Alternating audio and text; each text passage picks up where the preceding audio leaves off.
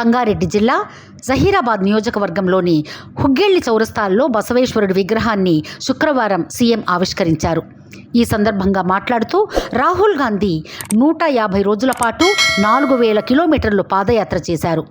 ఆ యాత్రలో భాగంగానే బసవేశ్వరుడి సూచనల మేరకే కాంగ్రెస్ జనగణనతో కులగణన చేయాలని ప్రకటించిన విషయాన్ని గుర్తు చేశారు. సామాజిక వర్గాలకు భాగస్వామ్యం కల్పించడమే లక్ష్యంగా ప్రభుత్వం పనిచేస్తుందన్నారు. బసవేశ్వరుడి సందేశమే ఇందిరమ్మ రాజ్యానికి సూచికగా భావిస్తున్నామన్నారు.